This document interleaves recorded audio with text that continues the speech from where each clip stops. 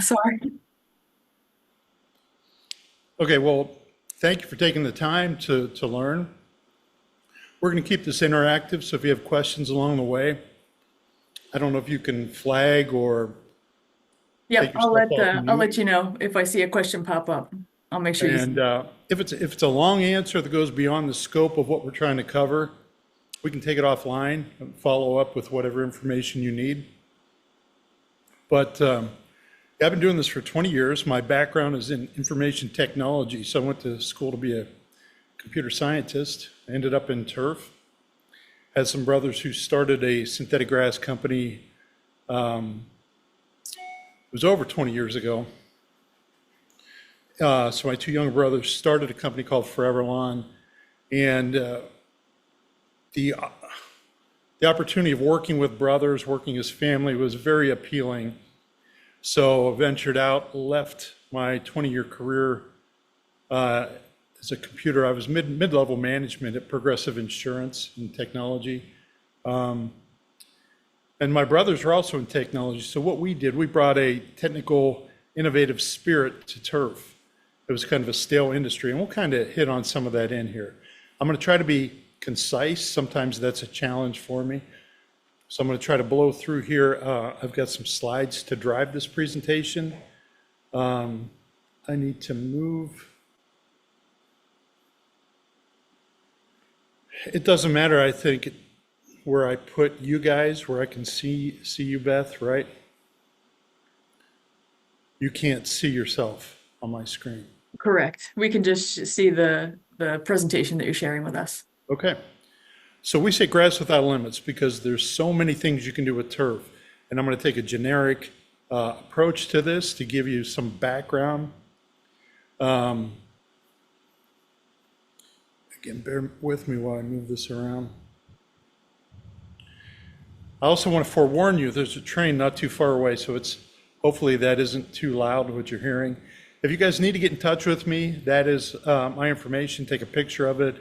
My cell number is 330-715-3144, and be glad to talk to you, answer additional questions.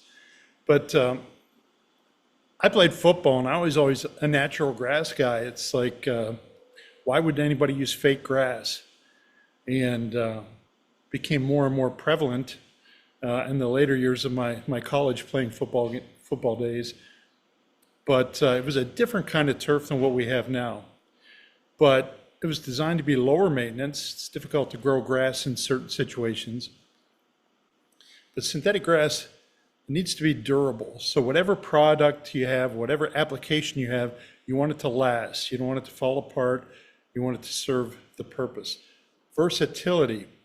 When we got in the industry of turf, the trend in the industry was to make product that was one size fits all. So whatever was used on the sport field, if there were remnants or anything left over, you could put it in your yard. If you had a dog, great, kept the dog clean. And if you had a commercial boarding and daycare facility, well, why not put it in there? It separates the dog from the mud. So it did solve problems, but it was never specifically intended for use with dogs. When we got in, again, the product we were selling was very similar to what everybody else had, and we saw some of the challenges. I was hands-on in the field installing turf, and it all looked good and seemed to be going well until the dogs got on it and started peeing on it. And then it was like, come back a month or two later, it's like, yeah, that doesn't quite smell right. And it created some other problems. It wasn't built durable for the challenges that dogs present. As we analyzed the situation, we realized drainage was something that was imperative with dogs that wasn't built into ordinary turf. But now there's a lot of versatility to what you can do with turf, with synthetic grass. Now there's a term that I'll say synthetic grass and artificial grass, literally the same thing, just two different terms referring to fake grass, okay? Sustainability, we'll touch on that a little bit later, but the products have evolved tremendously. As a matter of fact, our products currently have a 15-year warranty when we started, we had an 8-year warranty, and we weren't fully confident. We had never, when we started manufacturing product, we didn't know. But then when our products went past 8 and beyond, it's like, okay, we went to 10. After 10, we went to 15. But it needs to be aesthetically appealing. So in the different avenues of its use. Now I'm going to touch on versatility again, and I'm not here to talk about Foreverlawn and my company, but that is my background, and I am going to leverage that background. We've identified within Foreverlawn 5 distinct markets. One is landscape, just general landscape where you don't have a dog. The second is sport field. That product is different than the landscape. Third is children's playgrounds.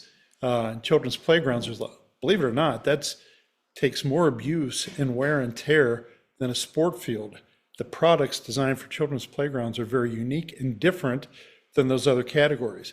Golf greens, of course, is separate.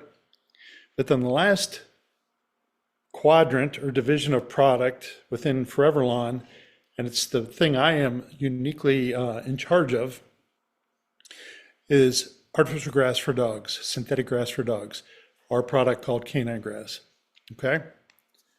So each one of those categories has different products, different ways of installing, and different ways to maintain. So, guess I got ahead of myself, but we can spend less time on this slide. Yeah, sport fields, playgrounds, landscape, golf greens, and dog friendly. Now, dog friendly in the industry, there's a lot of dog friendly, pet friendly products, but I can say that we built canine grass to be specifically designed for dogs. We'll get into why that is, but literally we whiteboarded a product. We had seen the challenges that were created and said, you know what, if we can fix this and if we can do that and these things, we'll really have something that works well with dogs. But in the pet friendly area, probably everybody on this call has a dog and has a dog at home. And you probably have the same challenges I have. My guy's right over there, chocolate lab. But they go outside and they get muddy. They don't realize that their paws are muddy. They come to the door ready to get inside. And before you know it, they're tracking mud across the kitchen floor, getting on the carpet, potentially jumping on the couch, doing things like that. I have rules. I don't let them on the couch. My wife, my daughters, they don't abide by my rules. So we end up with, especially previous to having canine grass in the yard, mud through the house. So residential, there's a real application there's potential application because there's problems to be solved, and that's what canine grass does, and artificial grass in this space. Pet boarding and daycare, a lot of you, I would imagine, are in that space. Shelters, I just came from the Animal Care Expo in Vegas. It was last week, I do believe. A lot of opportunity there. Dogs, again, they spend their existence on all 4 legs, paws, on the ground. And if you give them a surface that's comfortable, that's clean, it's maintainable, it's a lot better situation than letting them, exist on rocks or mulch, concrete. And even natural grass is challenging because natural grass is difficult to grow. And if it's difficult to grow, you likely have mud or dust or dirty areas. And so there's challenges, things that we can solve with synthetic grass.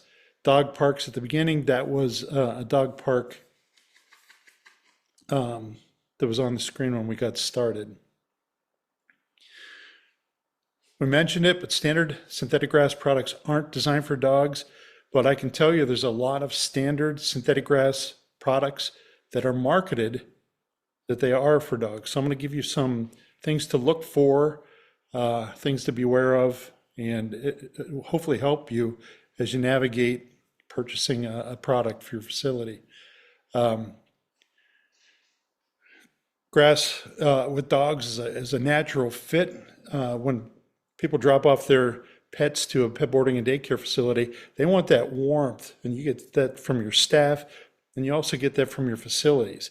And when they come inside, there's often a nose test there. They're sniffing. They want to know, is this place clean? And synthetic grass done right can help you achieve that. But the muddy yards, the maintenance that goes with it, those can be eliminated from natural grass yards. Again, with synthetic grass, dogs stay cleaner, indoor areas stay cleaner. They're not tracking that mud in. Your staff's uniforms stay cleaner. It's I would say most synthetic grasses are going to be a little bit softer on the dog's joints than a concrete, than a gravel. Typically, will reduce maintenance and expenses, and that's, again, if you've done that, if you got the right product and had it installed properly. Something you may not think about, but insects are often reduced. There's typically nothing in a synthetic or artificial grass product that bugs are attracted to, as long as you're cleaning up well after the dogs. But happier pets and satisfied owners, it really does. It's a nice fit for dogs. Now, here's where we get into some of the nitty gritty. There's 3 keys to doing it right. Number one, start with a product that is truly has features that are either designed for dogs or going to support a dog or a bunch of dogs on it. Okay? We'll talk about what some of those things I think are really critical in that space. Number 2, make sure it's installed in a way for dogs. Dogs are curious. They are sneaky and like to play, but they can, if the turf is not installed properly, they can very easily and often do violate the weak spots. And once they do that, a big investment can be destroyed or greatly harmed in a short period of time. And the third key to success, I call it the 3-legged stool, is there's maintenance. If anybody tells you it's maintenance free, it's not. There's things you need to do to keep it smelling, looking, and performing right. And we'll touch on some of that too. Now, when I say dog specific, and again, the tagline for Canine Grass is specifically designed for dogs. And so typically people say, okay, well, why would you even say that? What's different about it than everything else? Well, number one, is very drainable. So any product you look for, I suggest make sure it drains at extreme rates anywhere on the product, not just a few little holes, because if you envision a dog peeing on the grass, to our eye, it looks like, okay, it's peeing on the grass. It's going through. But most turf products do not, the backing does not drain.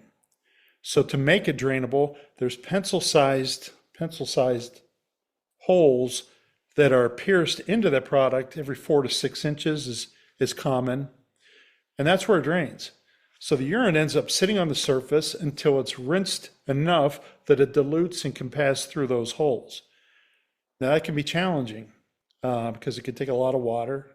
It can also create odor in short order and especially over time because that urine does not get out. So look for something that drains very aggressively anywhere on the product. Make sure it's cleanable. I've had people say, you know, your product has very short blades. I prefer longer blades. And that's fair. I mean, if you prefer longer blades, Canine Grass, our product, is not going to fit that bill. But it is by design that we have shorter blades. Makes it easier to locate the waste, solid waste, and to remove it.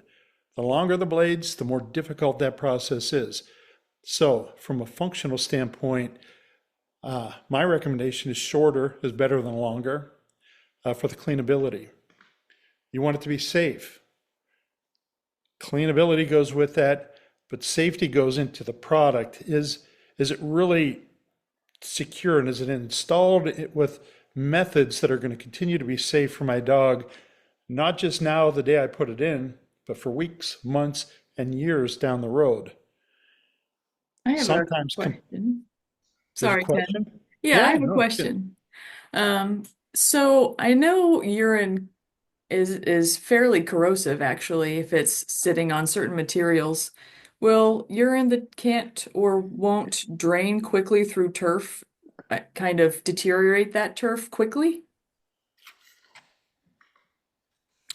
It's a good question. Typically, the components of the turf are polyethylene, nylon, polypropylene, and urethane. None of those things are metal, Mm, and they're not susceptible a lot to corrosive type things. gotcha. But sometimes the components to attach the turf are.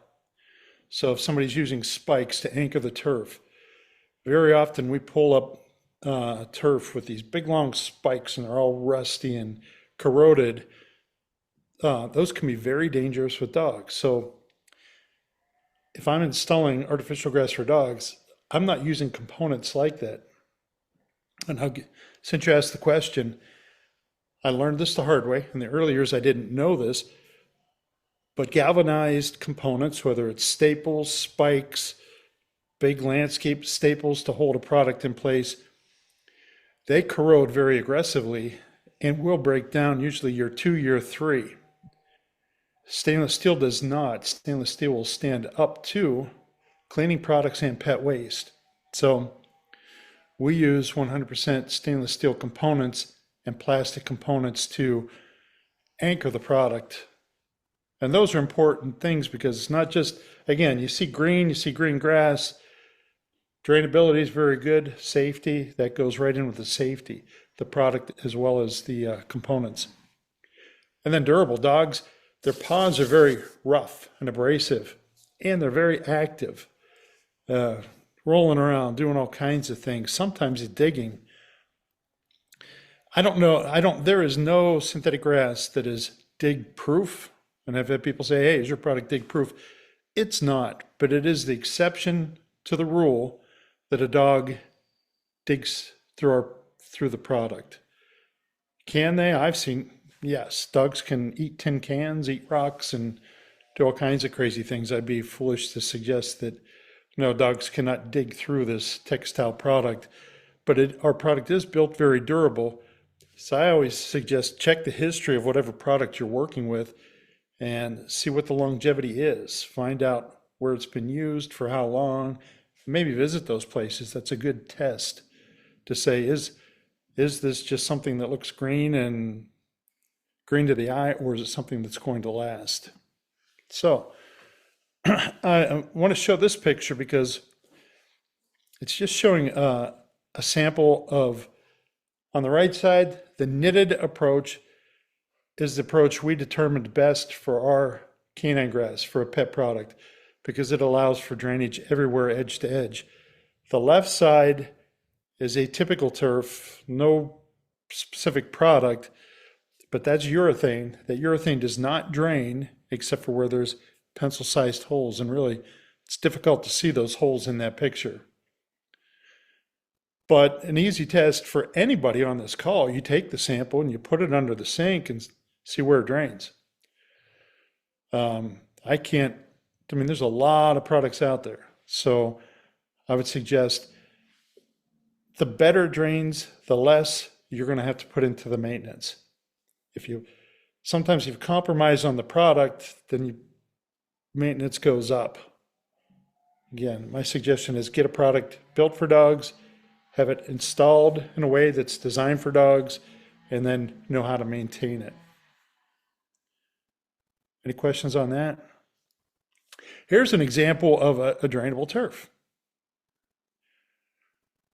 That's our turf, but there's other products that drain well. And again, that's a test that we just show that drainability is important. Wherever he pours that bucket, it's going through. Here's a picture of an installation. What makes it up? You don't just lay it on the dirt, or you don't just lay it on the concrete. So I'm going to show you two what we call edge details, and that's kind of how it's put together. The first one is over soil. So the brown represents earth, soil. Typically there's grass, and that grass is removed, the grass and the roots. and then some type of base material put in. I recommend the better drainability of that base, if drainability is a word, I'm not sure, the better it is for preventing odors, right? So you have a product on top that hopefully drains very well, and then you want the urine, the liquids, and everything to continue to pass through a base that drains really well. In this case, that hopefully you can see it, but it looks like gravel, and it says drainable aggregate. Aggregate's another word for gravel. Angular is what we recommend. 3/8, 3/4 of an inch, half an inch, 3/4 is a little bit big. Angular because it actually compacts. It gets real firm under your feet. If you have round stones, they move like river rock. So if you have a yard that's got a bunch of river rock, you might be able to use some of that river rock, but it's probably needs to be combined with an angular stone. And again, my recommendation is 3/8 to a half inch.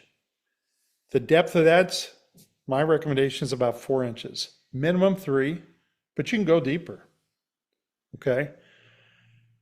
Around the perimeter, from my experience, you're best to anchor the grass every inch of the way around the perimeter and around any penetration. If you have a post, a light, a water fountain, it should be anchored very well around all those things, because if it's not, what I found is dogs will get to it, and if they can get to an edge, then they start pulling it up. They really can ruin the installation. So hardscape edge, when you see that, that's just, it could be a sidewalk, that could be a driveway, that could be a curb. And the typical installation method is come down about a half of an inch, and in this case, use a plastic board. From my experience, we started with a pressure treated board. And while it sounds good, oh, that's going to hold up, right, to water and pet waste and everything, it doesn't. A couple of years, it starts breaking down. So we had some lessons learned there. And then I went to a composite board, and the composite board is a combination of wood with some binders, and it's like a Trex board. And that can work, but I've also seen it swell up and get a little bit weak in certain instances over time. So my personal recommendation is if you can get a plastic board, 100% plastic, it does not break down. The board in this picture, the board we use is actually a 50-year board. It's warranted for 50 years. And we use stainless steel staples every inch anchoring into that. Now you got a secure edge. Now if you look back to the right-hand side of this picture, it looks like a big block of something. That's just pictorially showing what could be mulch. So it's just kind of lumped off and looks like a big square. But if you have a soft scape edge, that could be gravel, that could be mulch, that could be whatever soft scape you want. We typically have a board that is, the turf is wrapped around, anchored on that backside, and then that soft scape is pulled up against it for a nice finish. You have I time for a caution you to be careful. Just be careful about the mulch or stones, because dogs start digging on it and they end up throwing it on the grass. So I would say softscape, you're better off with big stones or something. Beth, did you have a question? Yes, we have one. We have somebody who's asking if they could put turf like this over a concrete space that they have existing, or if the concrete would have to get torn up first. I didn't even pay that person. Not even sure who it was, but watch this. Wow, what a segue. Perfect. Thank you. Yeah. There are different ways. This is a way to go over concrete. I will refer to a couple others, but in this instance, we have a grid product that we put underneath. There's other grids, but what you want to do is elevate the grass so that drainage, the urine is not sitting in the grass. Like in front of my house, if I have a mat, even if the mat is canine grass and it rains, it could be a day later, I pick up that mat and it's still wet. It's holding it right up against that concrete. It needs a place to flow through. In this case, this is called air grid. I actually designed that product because I couldn't find anything that fit my need. But this one picture down here in the lower left is like looking straight down on it. So you can see it's got drainage all over it. And then it's got legs that elevate it an inch and 3/8. And then the liquids can flow. Now, if you do something like that, your concrete needs to be pitched. If it's just flat, the liquids will not move. So you need gravity working for you.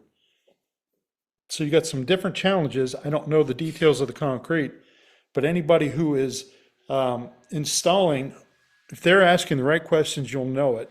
But there should be a pitch, an exit point where liquids are flowing to, and you really should seal that concrete because concrete can absorb, and there's different sealers you can use. Now, sometimes the concrete is irregular and it's not real smooth. And in that instance, it's difficult to use a grid like this because then the grid could be shifting underfoot. I don't have it here, but I've got some edge details that show different methods. One of which is you kind of build it up and put 3 to 4 inches of that stone that we saw in the previous picture. And instead of the soil, you would have the concrete.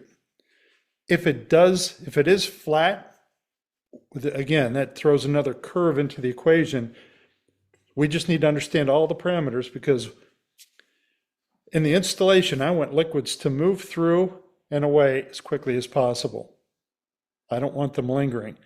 So we just have to view what are the obstacles to that happening and where are we taking those liquids. But there are definitely ways to go over concrete, but there are also ways that you could create yourself a disaster if you've got irregular concrete and maybe it bowls and there's puddle areas and it doesn't drain. You've got dogs out there peeing on it, and even when you rinse it, it's sitting in a puddle underneath the grass.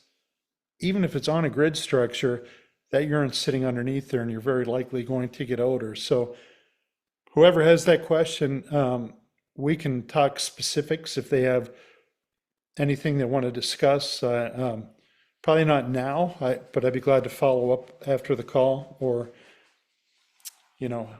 have somebody from our team get them an answer. Did that answer the question? I believe it did, and I gave him your email address in case he wants to reach out. Okay. In this instance, I actually patented a system. You see that white pipe under there? It's a pipe that sprays water.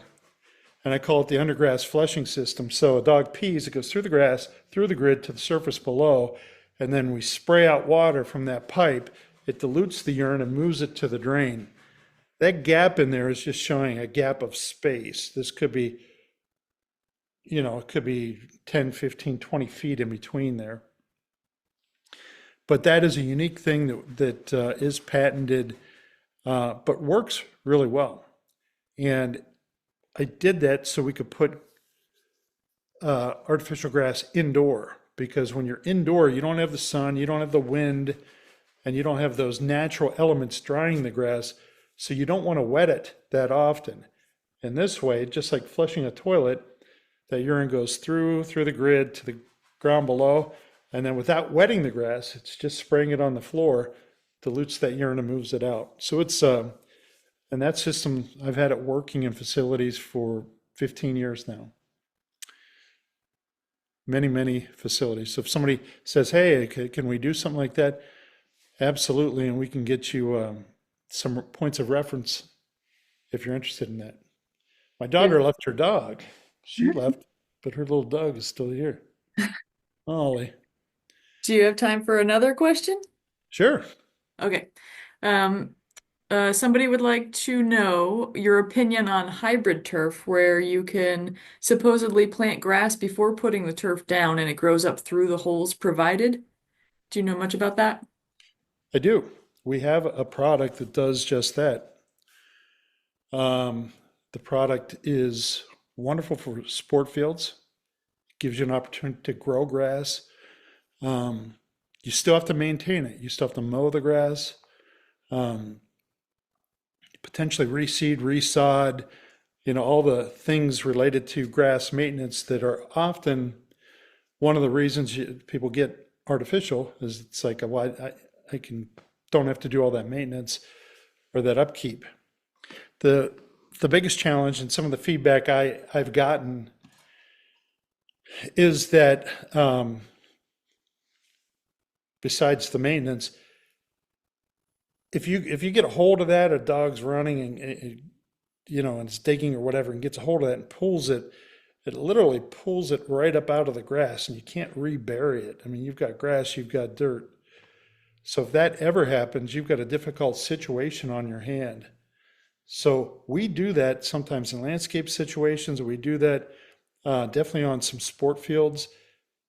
But in my testing, I rolled it out as a viable option, and I've received feedback from other people who have tried it that said they kind of wish they hadn't, and we've had some of those clients come back and say we need to redo this area.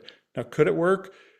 Yeah, I think you have to bury it deep enough that there's enough dirt on top that dogs will not get to it, and just be prepared. You're going to have to mow it. Artificial grass, synthetic grass, you don't have to mow it. And natural grass, you got to water it more and probably reseed it. Maybe some chemicals, some fertilizers, pesticides, and things like that. So, yes, but even though we have it, I don't offer it in the pet space. I personally don't feel good about it. We have another question. Is that okay? Yeah, Should hair be blown or vacuumed to adequately remove it from the turf? it's another segue. You guys are really good. If you look at number 2, it says remove hair and small debris to keep dog-specific synthetic grass performing at its best. The thing about hair is very difficult to see. So you've got these blades of grass and these little hairs that drop down into the grass, and they settle around the base. Okay? So even with a knitted product that drains really well, if you start getting an accumulation of that, it's almost like a sweater sitting at the bottom of the blades, then now it starts absorbing and holding urine and other things you don't want, and you can get odors. I've had people, 3 years we've had our grass, and all of a sudden we're getting an odor. Okay, tell me about your maintenance. Because again, there's 3 keys: product, installation, maintenance. If I know it's our product, I know it can be maintained without odors. If we've installed it, I know it can be maintained without odors. So let's talk about the maintenance. So if you look in the middle picture right there, that is a power broom. Those are nylon bristles on a cylindrical, basically a cylinder that I think is 18 inches, and it rotates. That one in particular is a gas-powered MM55 steel yard boss, STIHL. You would use that outdoor, you would not use that indoor because it has emissions. But what it is doing, it is grooming the grass, spinning, pulling debris out, and at the same time, it's helping the blades of grass stay resilient or standing up over time. There's the need to do that periodically in synthetic grass, which I'm going to bring up another point here. Some synthetic grass, artificial grass, recommends you put an infill in it. Infill is either sand, maybe even a rubber sand material, a volcanic ash, that kind of thing. It actually acts as a ballast holding the product down, but it also is helps the blades of grass stand up. I recommend you get my personal recommendation, we design a product without the need for an infill because it makes it impossible to clean. 3 reasons. It slows drainage, harbors waste, and makes it impossible to clean. So the hair we talked about was the question that gets down in the base of the blades, get mixed in with that sand or that coated sand or volcanic ash. Well, you can't get it out. It ends up being like a litter box you can't change. So month after month, debris is going in, nothing's coming out. Year after year, there's a lot of things that end up in that material that you don't want. So my recommendation is get a product that does not have infill, and you can clean it aggressively. You should be able to clean it with a pressure washer if you want. Power brooms, vacuums, carpet extractors. A good product for dog is cleanable. So ask, how do we keep it clean? That's a great question. And maybe there's even manual methods depending on the size of that yard. But whoever is providing the turf product should say, yes, maintenance is an important part and removal of debris is an important part. And here's how we recommend you do it. That's a great question because a lot of people overlook that fact, and that hair, that debris that doesn't get picked up, it's just there. And how often do you recommend doing that deep clean with the brush and what we were talking about just a minute ago? It is a challenging question to answer Yeah. because it depends on the size of the area, the number of dogs, and the use, Mhm. and even the climate. But so I recommend you start out with some regimen. Maybe it's once a month. Mhm. I know most people don't do it that often, but if you do it once a month and you do it and you pull out a lot of material, then I'd recommend you go to every other week. If you're still pulling out a lot, and there might be seasons where the dogs are shedding, maybe you do it a little bit more often. Um, if you even did it quarterly, you're at least pulling that debris out 4 times a year. That is going to put you in a much better place long term than what most people do. So the frequency, what I tend to do is ask a lot of questions. Once I understand somebody's situation and their staff and what kind of equipment they do or do not have, we build a maintenance plan around that. And I have a generic written plan that's like, these are the key components. Frequency is really the thing that, the frequency is what is a variable. I was looking at the frequency in number one. That's talking about solid waste. You should try to pick that up as soon as possible. So the sooner you can get solid waste out of there, the better. And I suggest resist. Sometimes if you give your staff things that will blast solid waste, unbeknownst to you, you'll find out that they don't want to pick it up and they make a game out of blasting the waste, and they think out of sight, out of mind. In our product, the nit on the grass is like really small. It's like that. So no debris is getting through it. That's good, but it's sitting on the surface. Now, anything smaller than that is passing through, but that's where you're best off picking it up. And then there is different equipment and different methods. And then number three is use of a bacterial enzyme. That's something we recommend. That's not required. There's a multitude of cleaning products. Just in my experience, the bacterial enzyme introduces a live enzyme, creates a probiotic environment. These little bacteria come to life. They secrete an enzyme, which is like our saliva, that breaks down urine, breaks down residual feces, liquefies small quantities of it, and then renders it inert, so it loses its odor. And then it can be rinsed down through and then cleaned with other methods. So there's not a lot to the maintenance, but doing the right steps, figuring out the right frequencies will keep you in a happy place where if you ignore it, it'll catch up to you and you'll have debris, you'll have hair, you'll have uncleanly conditions. And if you've got the right product, that's unfortunate if you don't do the maintenance that's required. And if you didn't get the right product, it's probably going to require more maintenance to try to balance that. And that's where quality of life takes a hit. Sometimes people say, I've considered turf, but I've been to places and man, does it stink. And that's Every bit of that is true.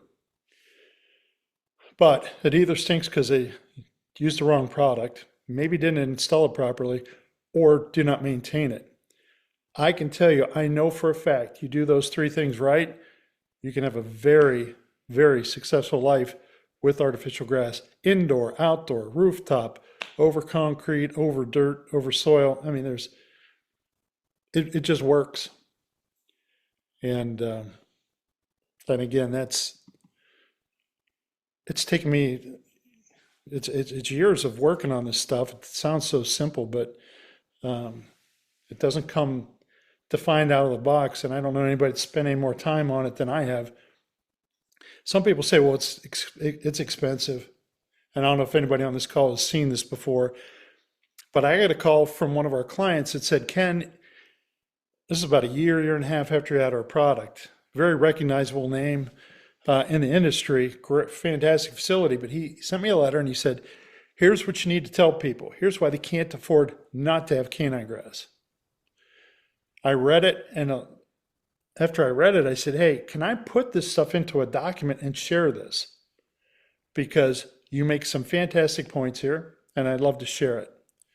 So I've got this sheet, and actually the physical sheet that I have has a worksheet on the back of it, but it just hypothetically put out in this example, if you had a facility with 30 dogs, $35 a day, well, you have X amount coming in.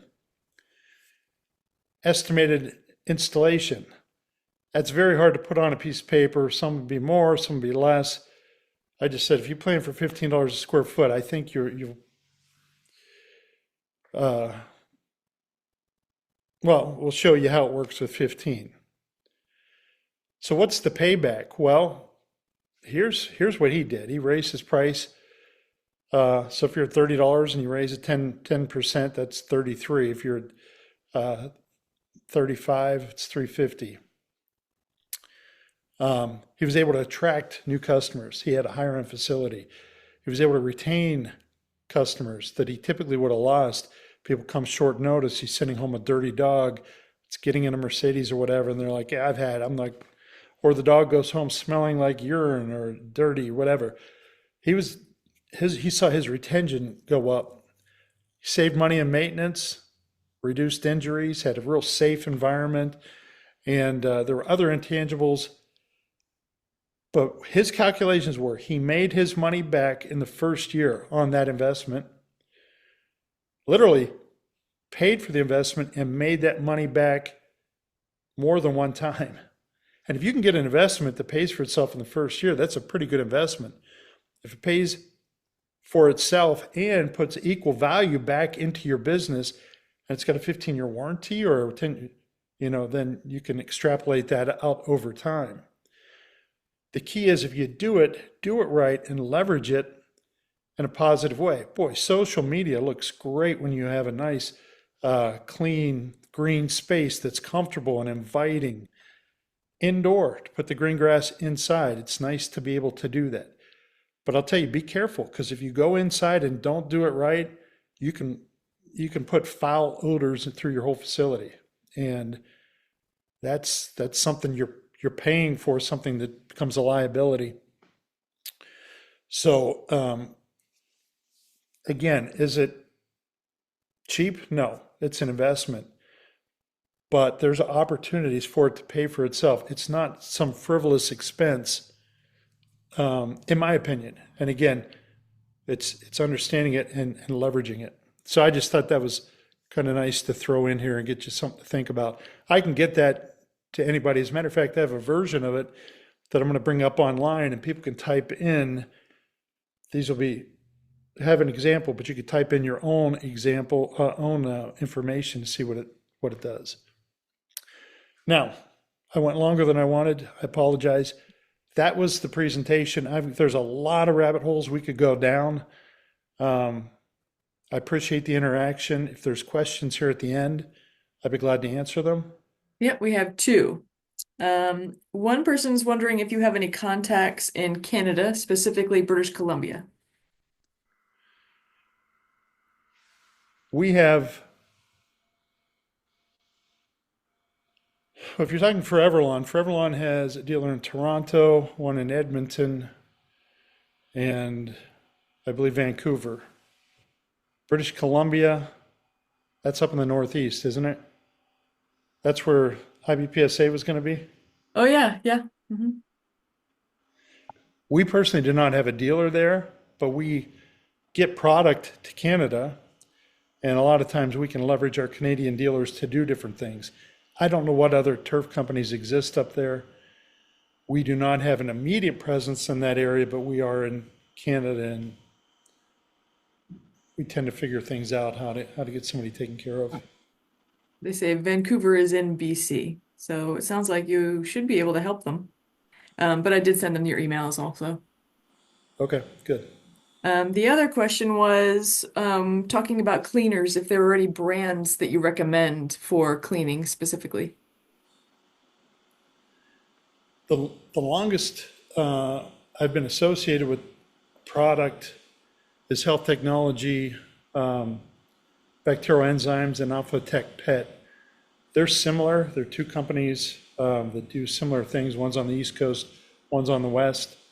They're both quality people, quality products, and I've seen them work over time, and I get a lot of feedback from people that have our product. I do not have a pet care facility, so I count a lot on feedback I get from our clients. OxyTurf has been a company that came out a few years ago. I know they're getting some steam with the accelerated hydrogen peroxide. Excuse me, I know the shelters use a lot of Excel, which is accelerated hydrogen peroxide. In my opinion, the bacterial enzyme introducing those germs that secrete the enzyme that eliminate the source of the odors, I've just seen that one work over time. And there's more companies beyond those two, but those are the two I'm most familiar with. We have one other question. New artificial turf seems to get hotter. How do you suggest cooling it down other than sprinklers? Okay. When you say new, like newer generations or like brand new? If it's brand new, it gets hotter. I'm not sure. I think if it's brand new, She means brand new, yeah. because it's clean. Uh-huh. So what happens over time with debris or whatever, it's not as clean. No, it's a plastic product, and it's has color to it, so it's going to radiate heat. It's more of an awareness thing, the awareness that between hours of 10 and 2, that's when the direct sunlight causes it to radiate heat. It's not the ambient air, it's not the outside temperature, it's the direction of the sun. Okay? So offering a shade alternative is primarily what we recommend, or rinsing with water. You can leave sprinklers in a yard or just do it with a hose, are good methods to diffuse that heat. I can tell you the dynamics of our product. People say, does it get hot? I don't know what you consider hot. I just tell people we've never had a blister, we've never had an injury, so it's more of a preference thing. Smaller dogs might walk gingerly on it. But I changed the geometry of our blades, the resins that we make up the product with. There's some heat reducers in there, and also lightened the color. If you had black turf, it'd be really hot. If you had white turf, it wouldn't be hot at all. So as you migrate towards the lighter colors, it's a little bit cooler. So there is no silver bullet. It's more of awareness and how do we deal with it. But get a product that you can say with confidence, it's never dangerously hot. It's more of a preferential thing. Is grass, artificial grass, ever prone to sun bleaching? It is. It shouldn't be. Built into our warranty is protection against that. But there's a lot of product that I don't think people realize comes from China. It doesn't have the same standards. So when you get it, it looks okay, it's green and everything. But its durability and its ability, it takes you have to be intentional about designing and creating the product so it does not fade out.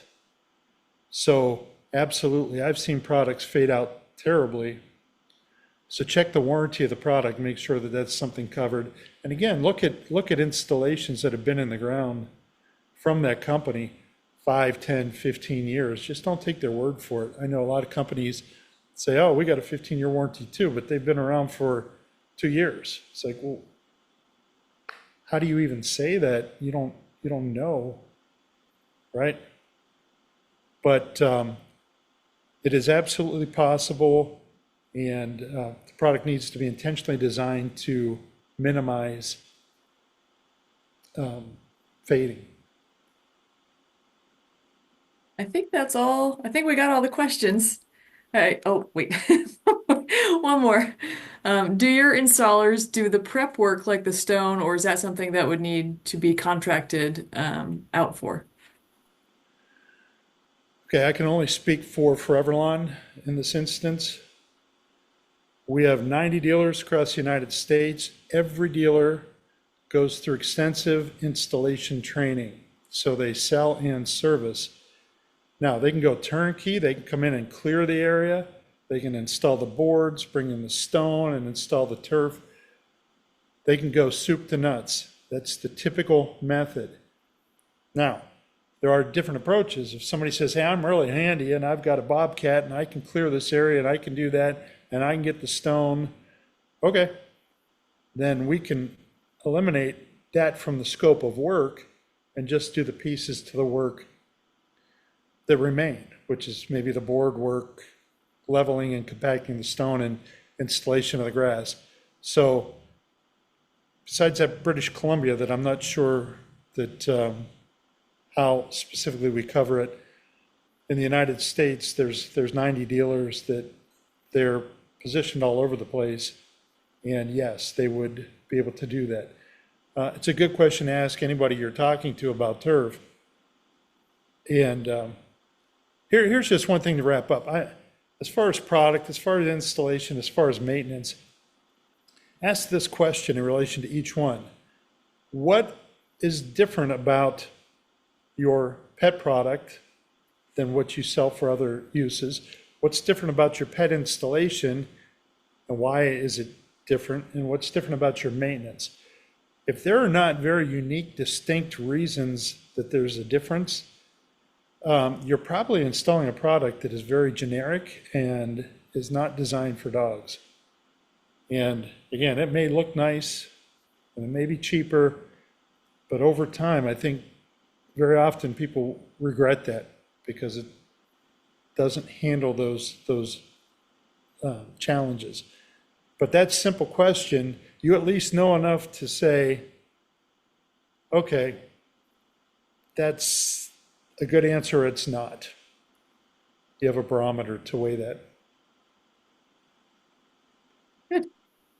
I think we did finally get through the questions. Thank you so much for answering all of them. That was really actually fun for me, a person who takes my dog to a dog facility, but I'm not a pet care professional, but there's so much to consider. So thank you again for answering all the questions. Yeah, and if there's more after the fact, somebody wants to email me, call, whatever. So I'll put the link for where the webinar recording will be posted, and Ken's contact information will all also be on that landing page, and it'll get emailed out too. So, and anyone can email Beth@Kuranda.com. If you can't find that information, I'm happy to send it along.